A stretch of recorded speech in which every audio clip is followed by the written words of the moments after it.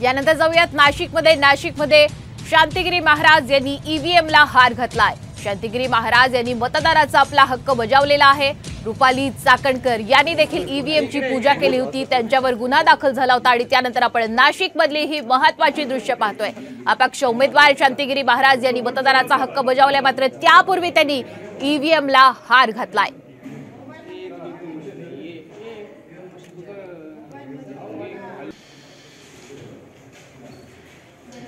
नाशिकची लढत ही तिरंगी लढत आहे आणि अत्यंत महत्त्वाची लढत मानली जाते, कारण शिवसेना विरुद्ध शिवसेना अशी लढत असली तरी अपक्ष उमेदवार शांतिगिरी महाराज हे रिंगणामध्ये असल्यामुळे या लढतीकडे संपूर्ण खरं तर राज्याचं लक्ष आहे। कशा पद्धतीने नाशिकची ही लढत होतीये याकडे आता संपूर्ण राज्याचं लक्ष आहे। राजकीय वर्तुळात चर्चा सुरू आहे। शांतिगिरी महाराज सध्या अपक्ष उमेदवार म्हणून नाशिकच्या या लोकसभा निवडणुकीच्या रिंगणामध्ये उभे ठाकलेले आहेत। शांतिगिरी महाराज यांचं नाशिक या संपूर्ण मतदारसंघामध्ये मोठ्या प्रमाणात वर्चस्व ही पाहायला मिळतं, तर मतदाराचा हक्क त्यांनी बजावलेला आहे आणि आपण पाहतोय त्यापूर्वी त्यांनी ईव्हीएम मशीनला हार घातलेला आहे।